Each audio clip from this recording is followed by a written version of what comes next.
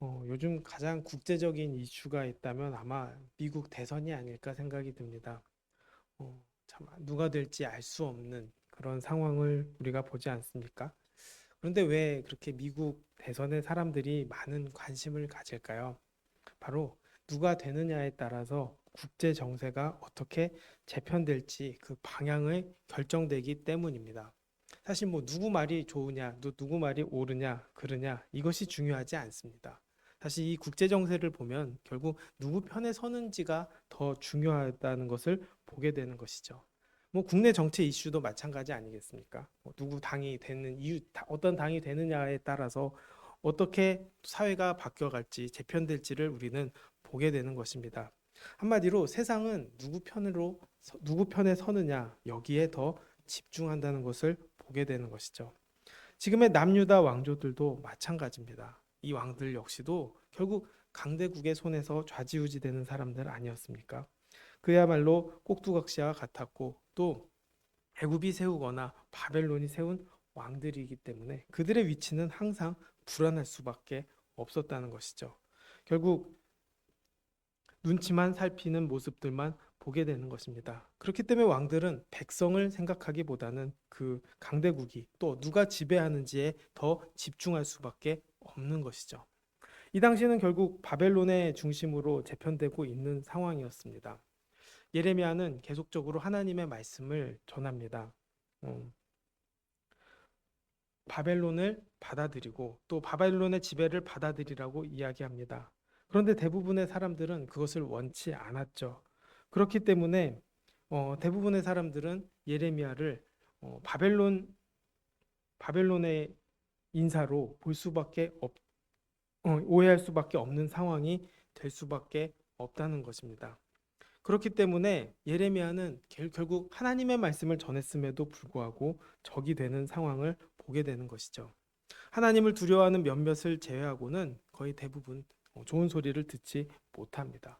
왕 역시도 좋은 소리를 듣지 못했기 때문에 결국 그 예레미야는 생명의 위협에 늘 시달릴 수밖에 없는 것이죠.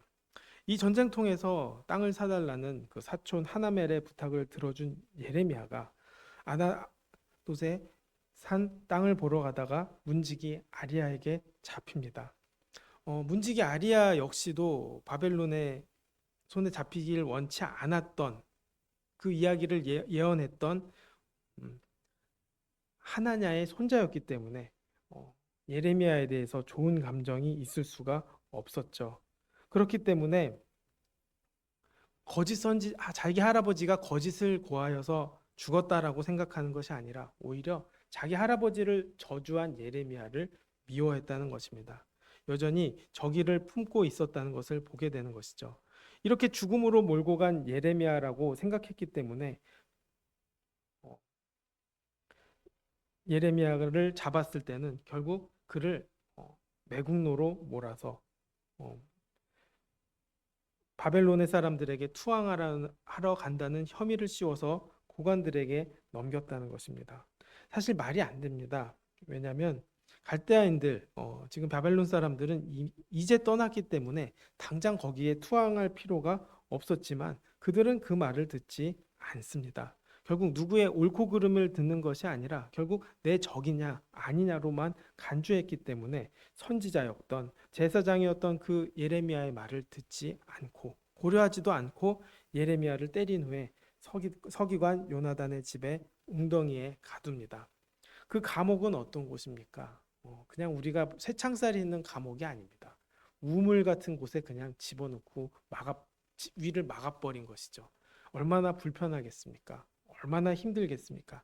정말 거기서 몇 날을 지낸다는 것이 얼마나 고통스러웠겠습니까?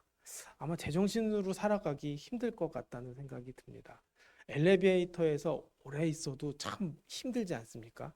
저 며칠 전에 제가 엘리베이터를 탔는데 이제 교회 오려고 지하 주차장에 지하 1층을 누르고 이제 엘리베이터를 타고 내려가는데 그 엘리베이터 화면에 숫자가 줄어들지를 않는 거예요. 이게 줄어들지는 않은 상태에서 어, 옆에 있는 경비 아저씨가 이렇게 말씀하시더라고요. 꼭대기층이 켜져 있다고. 분명히 전 지하 1층을 눌렀는데 꼭대기층이 켜져 있다고 그 얘기를 딱 듣는 순간에 갑자기 온몸에서 땀이 차고 이거 나 죽겠구나라는 생각이 막 드는 거예요. 분명히 엘리베이터는 내려가고 있었지만 화면도 안 뜨고 그다음에 숫자는 꼭대기층하고 지하 주차장 층만 딱 켜져 있으니까 이거 어디로 올라가는지도 모르겠고 어디로 내려가는지도 모르고 그러니까 답답한데 그 시간이 한 1분이 안 됐을 텐데도 불구하고 굉장히 고통스러운 걸 느꼈는데 지금 이 우물에 있는 이 예레미야의 심정이 어떨까 생각이 들게 된다는 것이죠. 결국 예레미야는 이곳에서 죽을 고생을 하는 것을 보게 됩니다. 예루살렘의 멸망을 공언했던 선지자에 대해서 얼마나 많은 사람들이 또 얼마나 많은 백성들이 경계심과 적대감을 가졌는지 이 모습을 통해서도 보게 되는 것이죠. 결국 오랜 시간이 지난 후에 시드기야는 예레미야를 불러냅니다. 그리고 하나님께 말씀을 받은 것이 있는지 은밀하게 묻죠. 그 이유가 무엇일까요? 여전히 내 편을 찾는 것입니다. 또 내가 듣고 싶은 소리를 해주는 사람이 있기를 바라는 심정으로 결국 내 편이라 생각하고 내 편이라 생각하기 때문에 내 뜻대로 되지 않을까 그 기대를 하고 물어봅니다. 그의 마음은 여전히 하나님이 내 편인가 아닌가입니다. 그리고 또 귀에 거슬리는 이야기는 들으려고 하지 않는다는 것이죠. 여전히 자기 보신에만 관심을 갖는 모습을 봅니다. 이미 오르신 하나님의 선포된 말씀을 듣고 따르기보다는 결국 어떻게든 내가 듣고 싶은 말을 꺼내려고 하는 것이죠. 호의적인 메시지를 기대했을 것입니다. 그러나 예레미야는 결국 하나님께서 그동안 오랫동안 해오신 말씀, 결국 단호하고 분명하게 하나님의 뜻을 전합니다.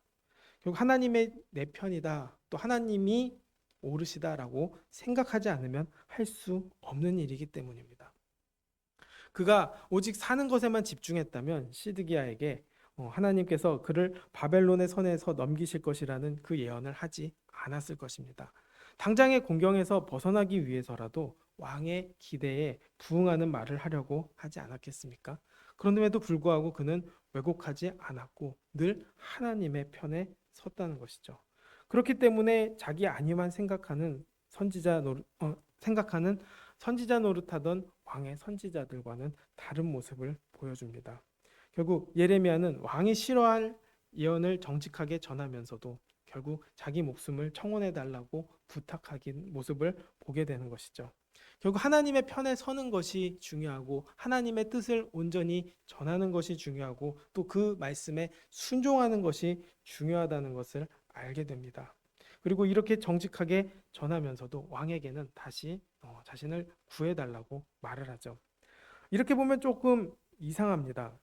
예레미야는 하나님의 말씀을 온전히 전하지만 자기 목숨은 하나님께 의탁하지 않고 왕에게 부탁합니다.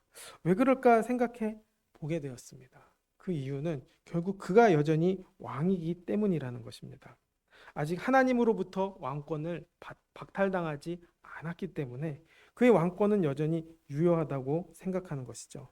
그리고 임금의 권세 역시도 하나님이 허락하신 권세라는 것을 믿었기 때문에 결국 시드기야의 왕권은 하나님께서 폐위하기 전까지는 유효하다는 것을 믿었다는 것이죠.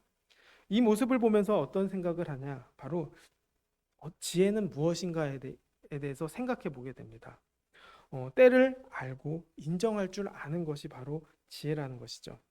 말해야 할 때, 행동해야 할 때, 또 아직은 그가 하나님이 세우신 왕이라는 것을 인정해야 할 때를 아는 것입니다.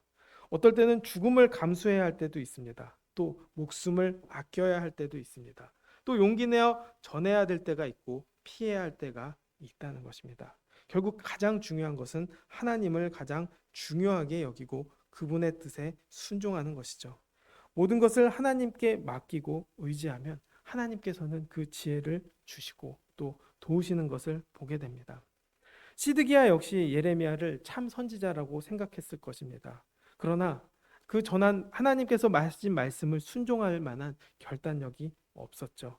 그래서 그의 무죄를 알았기 때문에 좀 더 안전한 시위대 뜰에 머물게 하고 또 매일 떡을 가져다 주게 하면서 그의 억울한 누명은 벗겨주지 않습니다. 왕이면서도 결국 바벨론과 또 유다 관료들 사이에 끼어서 하나님의 뜻을 알지만 소신껏 실천하지 못하는 모습을 보게 되는 것이죠. 지혜가 부족한 이유가 바로 여기에 있습니다. 내가 무엇을 해야 할지, 무엇을 이 사람을 놔줘야 할지, 이 사람과 함께 해야 할지를 모르는 것. 또 모르는 것이 지혜가 없는 사람이고 결국 아는 것이 지혜가 있는 사람이라는 것입니다. 결국 그 지혜를 구했을 때 내가 어디에 서야 되느냐, 누구 편에 서야 되느냐를 알게 되는 것이죠. 우리는 누구 편에 서야 할까요? 또 내가 시드기야라면 어디에 서야 할까요? 또 내가 예레미야라면 또 어디에 서야 할까? 이 생각을 해보았으면 좋겠습니다. 시드기야의 편에 서는 것이 옳을까요? 아니면 애굽의 편에 서는 것이 옳을까요? 아니면 또 바벨론의 편에 서는 것이 옳을까요? 우리는 이런 것들을 생각할 수밖에 없지 않습니까? 그러나 가장 중요한 것은 하나님의 편에 서야 한다는 것입니다. 세상은 하나님 없이 네 편, 내 편을 요구하는 시대입니다. 그래서 우리는 이 땅에서 최선을 선택하지 못하는 모습을 봅니다. 차선 아니면 차악이 아닐까 생각합니다. 내 기준에 옳은 것이 최선이라고 생각할 때도 있지만 결국 그것은 옳은 길이 아니라는 것이죠. 그렇기 때문에 하나님께 우리는 지혜를 구해야 합니다. 그리고 이 땅에서 성령 충만해야 하는 이유도 바로 여기에 있는 것이죠. 지혜롭게 하시는 이도 하나님이시고 지혜를 주시는 이도 하나님이시고 그 지혜를 통해서 인도하시는 분도 하나님이기 때문입니다. 결코 쉽지 않지만 우리는 그 길을 걸어가야 하는 것이죠. 하나님의 뜻에 순종하고 또 하나님의 뜻을 의지하고 하나님의 마음을 가지고 달려가는 것이 결국 지혜로운 사람이자 구원받는 사람의 모습이 아닐까 생각합니다. 오늘 하루도 우리는 하나님의 편에 서서 기도하게 되기를 원합니다. 또 하나님의 편에 서게 해달라고 기도하게 되기를 원합니다. 그러면 하나님께서는 은혜를 주시고 또 지혜를 주시고 이 땅에서 이길 힘도 허락하신다는 것이죠. 그 모든 것을 인도하시는 하나님을 의지했을 때 결국 우리에게도 삶의 구원의 길, 또 주님이 인도하시는 그 길을 누릴 수 있다는 것입니다. 오늘 하루도 그 믿음 가지고 살아갈 수 있는 우리가 되기를 주님의 이름으로 축복하겠습니다. 기도하겠습니다. 하나님, 우리에게 지혜를 주시기를 원합니다. 주님이 주신 지혜가 아니면 이 땅에서 온전히 살아갈 힘과 능력이 없습니다. 담대히 하나님의 뜻을 전해야 할 때 전하게 하시고 또 담대히 나아가야 할 때 나아가게 하시고 또 피해야 할 때 피하게 하시고 하나님의 말씀을 온전히 전할 수 있는 우리가 되게 도와주시옵소서. 내 편의와 또 세상의 옳고 그름으로 따지는 것이 아니라 주님이 주신 정의 또 주님의 뜻을 바라보고 의지하는 우리가 되게 주님 이끌어 주시고 인도하여 주시옵소서. 모든 영광 주님께 돌리며 예수님의 이름으로 기도드렸습니다. 아멘.